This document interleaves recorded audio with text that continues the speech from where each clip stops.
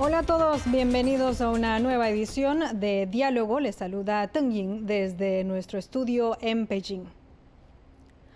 A lo largo de los últimos años, las llamadas caravanas de migrantes atravesaron una tras otra el territorio mexicano para llegar a la frontera entre Estados Unidos y México, por lo que en muchas partes del norte de la frontera se ha declarado el estado de emergencia. Mientras tanto, en el trasfondo de la política de inmigración estadounidense está profundamente arraigado el bipartidismo, lo que ha exacerbado el caos y la crisis humanitaria ahí donde se encuentren los migrantes. ¿Qué nuevos cambios se han producido en la política de inmigración de Estados Unidos? ¿Qué impacto para la paz y la estabilidad regionales tiene la nueva doctrina Monroe impuesta por Estados Unidos a América Latina? Nos complace invitar hoy a Lin Hua para que nos comparta en línea su punto de vista acerca de estas cuestiones. Ella es investigadora asociada y subdirectora del Departamento de Estudios Sociales y Culturales del Instituto de América Latina de la Academia de Ciencias Sociales de China. Bienvenida.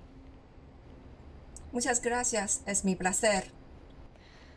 El 11 de mayo expiró la política migratoria conocida como el Título 42. Desde su entrada en vigor, los agentes del orden público de Estados Unidos han utilizado esta política como excusa para deportar a unos 2,8 millones de inmigrantes en situación irregular.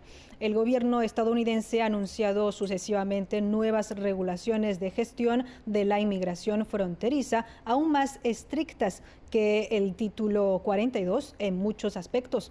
¿Por qué una gran cantidad de inmigrantes intentaron ingresar a Estados Unidos antes de que expire el Título 42? ¿Qué nuevos cambios se han producido en la política de inmigración de Estados Unidos y cuál será su impacto? Bueno, en 2020, el entonces presidente Trump invocó el título 42 de la Ley de Servicio Público de Salud de los Estados Unidos para imponer deportaciones masivas a los migrantes que intentaban cruzar ilegalmente la frontera terrestre con los Estados Unidos, sin evaluar sus circunstancias y demandas específicas. El título 42 permitió a las autoridades estadounidenses rechazar rápidamente a los inmigrantes en las fronteras de Estados Unidos para evitar la propagación del coronavirus.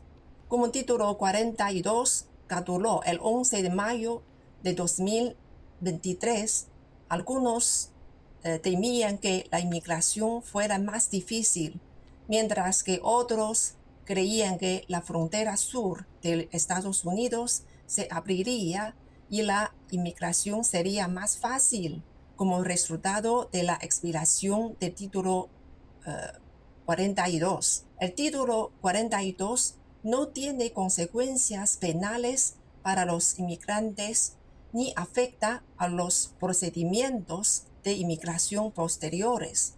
Pero a diferencia del título 42, el título 8 prohíbe a los inmigrantes deportados entrar en Estados Unidos durante un periodo de 5 años. Si ellos intentan volver a entrar ilegalmente en el país, pueden ser encarcelados y procesados penalmente. Y hasta ahora, pues, no hay señales de una relajación de la política de inmigración estadounidense. Y el gobierno de Estados Unidos ha aumentado el número de guardias nacionales en la frontera para controlar la situación fronteriza que ya está casi fuera de control.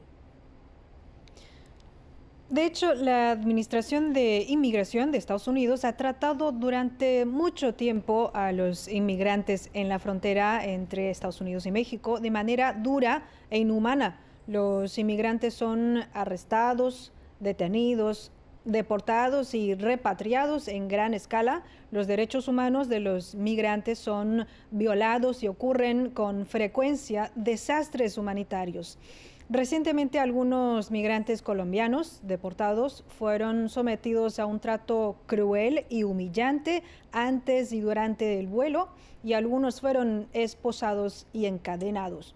A medida que se acercan las elecciones presidenciales de 2024 en Estados Unidos, el tema migratorio, que ha sido altamente politizado, está destinado a intensificarse y convertirse en víctima de la lucha bipartidista. ¿Cuál es la postura del gobierno de Estados Unidos sobre la migración en la frontera entre Estados Unidos y México y por qué el problema de la migración ha persistido durante años sin resolverse? ¿Cuál es la razón? Me parece que lo que acabas de decir es muy cierto.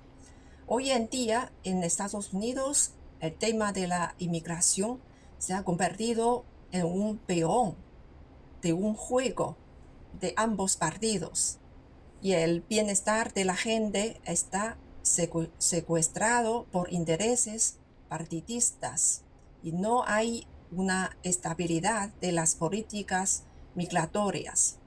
En general, los republicanos son más duros con la inmigración, como por ejemplo, bajo la administración de Trump, ha llevado a cabo una serie de políticas duras, muy duras, que eran extremadamente antipáticas e incluso crueles con los inmigrantes.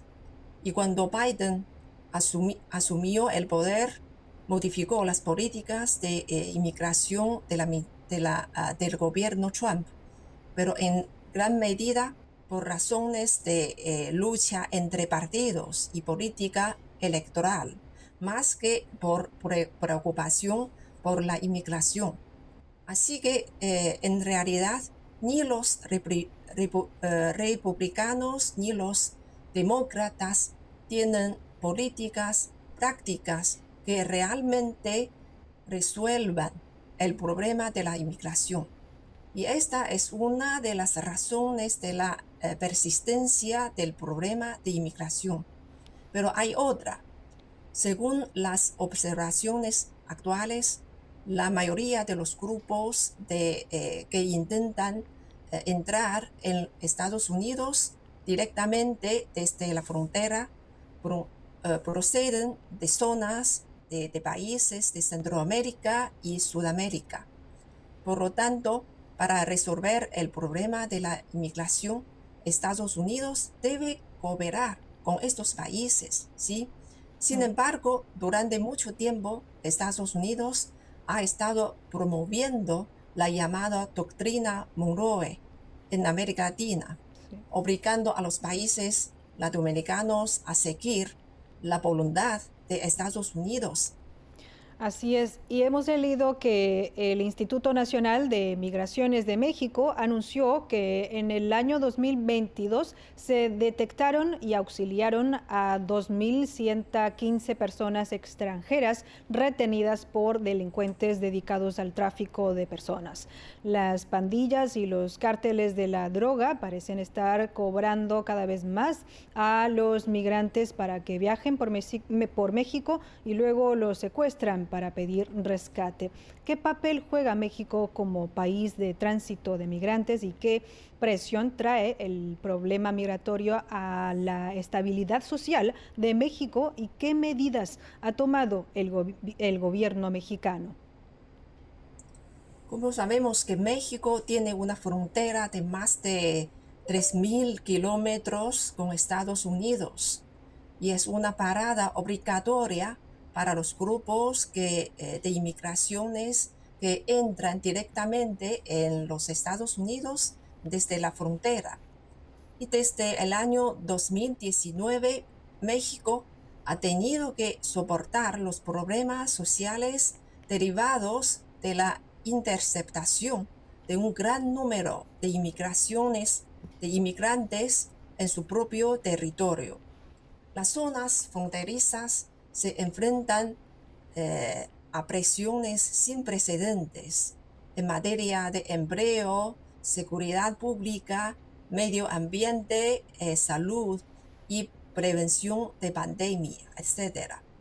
Durante la administración Trump, Estados Unidos, por un lado, amenazó con imponer aranceles adicionales del 5%, obligó al gobierno mexicano a firmar un acuerdo migratorio con el cual México acordó cooperar con Estados Unidos, aumentando la fuerza policial para evitar que los inmigrantes crucieran la frontera y proporcionando asistencia humanitaria y oportunidades de empleo a los inmigrantes centroamericanos varados en la frontera que solicitaron el asilo a Estados Unidos. Y por otro lado, Estados Unidos introdujo una política llamada Quédate en México, sí, y anunció que los migrantes no mexicanos que crucieran la frontera entre Estados Unidos y México hacia el sur de Estados Unidos serían trasladados a México, donde esperarían a que los tribunales de inmigración estadounidenses tramitaran sus solicitudes de asilo.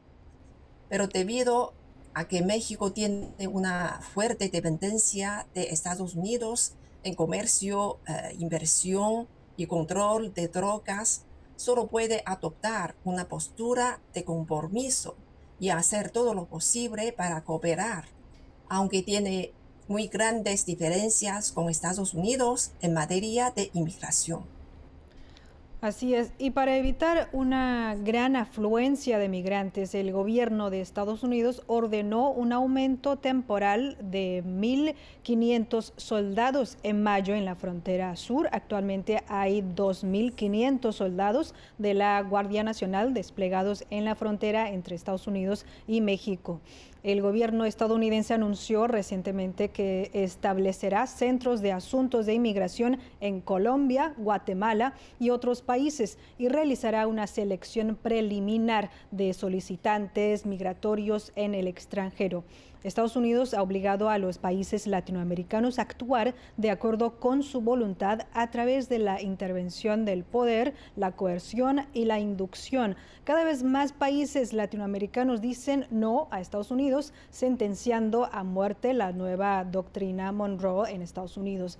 ¿Qué opina usted? Usted también ha mencionado en su momento la nueva doctrina Monroe. ¿Qué opina usted sobre esto impuesta por Estados Unidos a América Latina y qué tan destructivo es esto para la paz y la estabilidad en América Latina? ¿Cree que Estados Unidos considera a América Latina como un apéndice natural?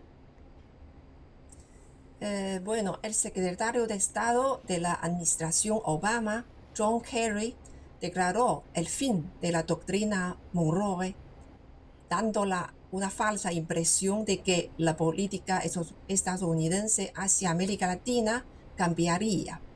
Pero de hecho, desde que Trump asumió el poder, la doctrina Monroe no ha desaparecido, sino que se ha intensificado. La nueva doctrina Monroe no es solo una continuación de la antigua, sino también una profundización de la misma. Aparte de que dirigirse contra China y Rusia es una nueva idea, la nueva doctrina Monroe no es realmente nueva, ¿sí? Su misión principal es idéntica a la de la antigua, a saber, justificar la hegemonía regional estadounidense en el hemisferio occidental en nombre de la exclusión de intervención extrarregional. Y tanto la antigua como la nueva, el daño a los países latinoamericanos es muy obvio. En primer lugar, ha sido utilizada para excluir a Venezuela, Cuba, Nicaragua, sobre la base de los llamados estándares democráticos, ¿sí? Socavando la unidad de los países latinoamericanos y amenazando la seguridad y la estabilidad de la región latinoamericana. Y la administración Trump, bajo el lema de reforzar la seguridad regional y hacer frente a la amenaza de Venezuela, ha estado enredando y coaccionando a los países de la región para que ejerzan presión sobre Venezuela. Y en segundo lugar, a través de la injerencia en los asuntos internos, apoya a las fuerzas pro-estadounidenses para que lleguen al poder, como por ejemplo la intervención en las elecciones presidenciales de Bolivia a través de la Organización de los Estados Americanos, ha causado que el país caiga en un caos político. Durante el año pasado, 2022, el proyecto Migrantes Desaparecidos de la Organización Internacional para las Migraciones registró 269 muertes y desapariciones de migrantes en el Caribe, la cifra más alta registrada desde que se comenzaron a recopilar las cifras en 2014. Desde que Joe Biden asumió la presidencia de Estados Unidos, se han detectado más de 13.000 incidentes de secuestro, tortura, violación u otros ataques violentos contra los migrantes. Detrás del tema migratorio también se refleja el inestable desarrollo social y los problemas de subsistencia de las personas en los países latinoamericanos. ¿Cómo se formaron los grandes grupos de migrantes y cuáles son los problemas y contradicciones prominentes en esos países latinoamericanos? Bueno, en realidad, desde el siglo XXI, los países latinoamericanos han logrado resultados significativos en términos de desarrollo económico y social y también mejora de vida de la población, ¿sí?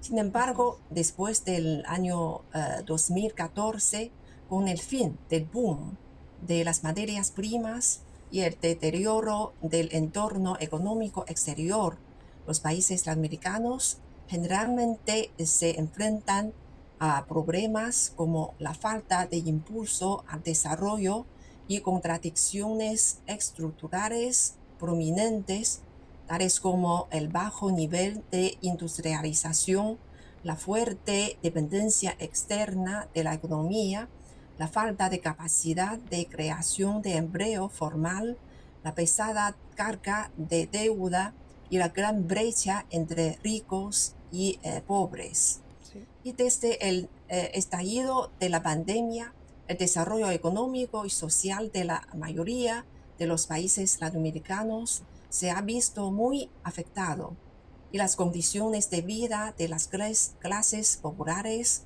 se han empeorado. Me parece que esta es la principal razón de los flujos migratorios masivos en estos países.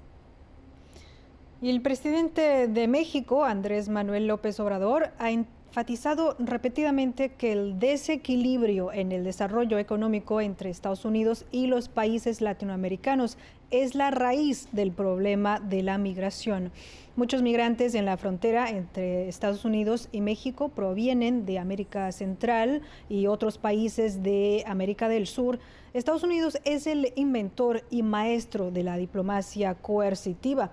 Durante mucho tiempo, Estados Unidos ha traído más obstáculos al desarrollo económico y la mejora de la seguridad social a los países latinoamericanos a través del bloqueo económico, las sanciones unilaterales, las amenazas militares, el aislamiento político y el bloqueo tecnológico.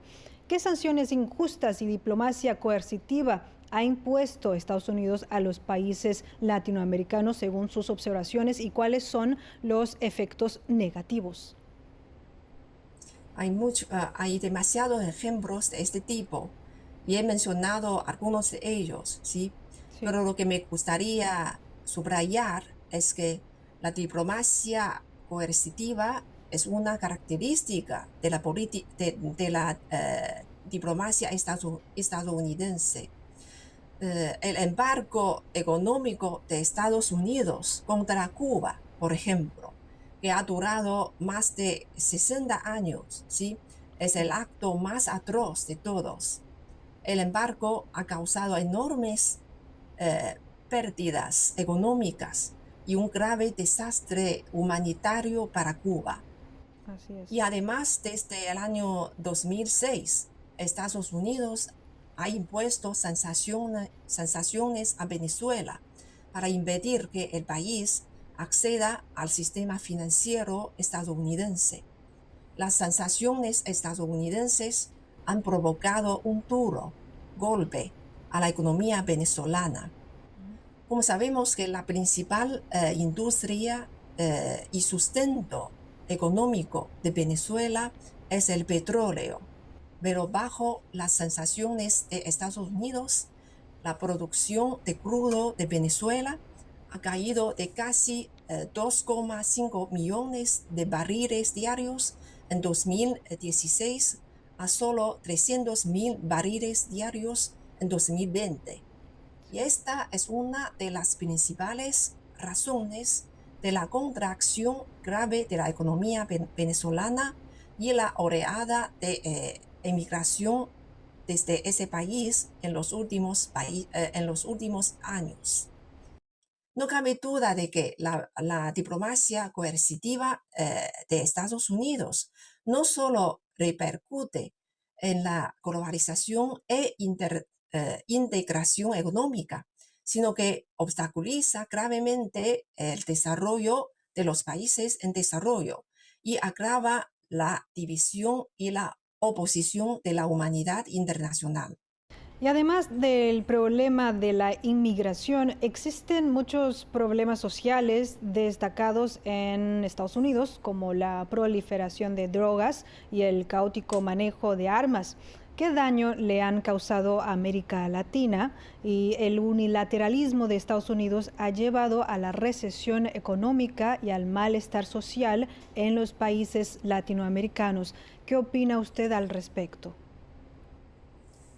Es bien sabido que Estados Unidos está inundado de armas de fuego, ¿sí? Con el 4,2% de la población mundial, Estados Unidos posee el 46% de las armas de fuego civiles del mundo.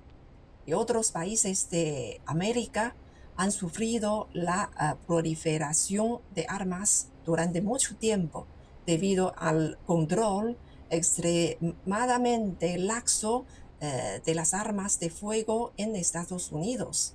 Las enormes ganancias del tráfico ilegal de armas ha dado lugar a un comercio desenfrenado de contrabando de armas a lo largo de la frontera de Estados Unidos con otros países.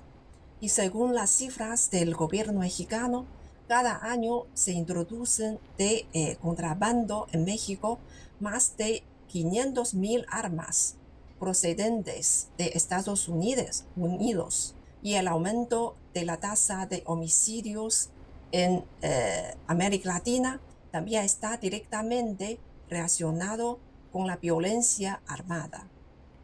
Y en tema de las drogas, Estados Unidos, como mayor consumidor de drogas del mundo, no controla severamente las drogas en su país, sino que a menudo ejerce presión sobre otros países, lo que no consigue resolver fundamentalmente el problema de las drogas en Estados Unidos, ¿sí? Sí. Y los países americanos también sufren una presión muy grave del unilateralismo estadounidense. Ahora los países latinoamericanos tienen medios muy limitados para responder al unilateralismo estadounidense debido a la grave asimetría de poder entre ambas partes. Sí, lo que usted ha mencionado ha sido una situación muy complicada y es triste que los funcionarios del gobierno de Estados Unidos usen la migración como una herramienta para lograr objetivos políticos. Si Estados Unidos quiere resolver la crisis de la migración, necesita urgentemente cooperar con los países latinoamericanos. Por otro lado, para solucionar el problema migratorio entre esos países latinoamericanos, ¿qué tipo de cooperación deben llevar a cabo y desde qué aspectos se deben buscar soluciones? ¿Traerá la integración regional de América Latina nuevas oportunidades de desarrollo? La solidaridad de la cooperación entre los países latinoamericanos también es muy importante para resolver el problema. Hemos hablado mucho de la crisis migratoria de la frontera México-estadounidense, pero en realidad en los últimos años se ha producido otra oleada migratoria en América Latina, concretamente desde Venezuela hacia los países latinoamericanos vecinos. Pero los países latinoamericanos se han mostrado más tolerantes y abiertos a la migración venezolana que Estados Unidos. El restablecimiento de las relaciones diplomáticas entre Colombia y Venezuela también ha sido muy útil para resolver el problema de la inmigración. Entonces, el fortalecimiento de la integración que mencionaste es en efecto una herramienta muy importante para que los países latinoamericanos hagan frente a la hegemonía estadounidense. Y en los últimos años, el proceso de integración de América Latina se ha visto gravemente afectado por factores políticos y ha sufrido retrocesos. Por ello, la unidad y la solidaridad de los países latinoamericanos no solo ayudarán a afrontar juntos los retos, sino que también crearán nuevas oportunidades. China siempre se adhiere a la cooperación de beneficio mutuo, estableciendo así un nuevo modelo para las relaciones internacionales. China y los países de América Latina y el Caribe han estado ampliando activamente los campos de cooperación para beneficiar a ambas partes. ¿Cómo se refleja, según usted, la complementariedad económica entre China y los países latinoamericanos y cuáles son las nuevas oportunidades de cooperación entre China y América Latina y el Caribe y qué experiencia de desarrollo puede compartir China con ellos? América Latina es muy rica en recursos naturales y tiene un gran mercado de consumo y una fuerte demanda de infraestructuras. Mientras que China tiene una fuerte demanda de energía y materias primas, una ventaja comparativa en tecnología y una capacidad de inversión cada día más fuerte. Todo lo cual hace que la cooperación económica y comercial entre China y América Latina tenga un gran potencial y un amplio espacio. China tiene muchas experiencias de desarrollo para compartir con los países latinoamericanos, pero lo que China quiere no es copiar o trasplantar estas experiencias a los países latinoamericanos, sino enfatizar la iluminación del sistema de intercambio de conocimientos. Es decir, en el intercambio y la práctica, los proveedores de conocimientos no buscan imponer sus experiencias de desarrollo a otros países, sino movilizar a los participantes para que piensen y experimenten por sí mismos, se inspiren en el conocimiento compartido y exploren las opciones adecuadas para su país. Así es, muchísimas gracias a nuestra invitada experta, la señora Lin Hua, por su análisis. Gracias. Muchas gracias a ti. Ha sido un placer. Amigos, así concluimos esta edición de Diálogo. Muchas gracias por sintonizarnos y hasta la próxima.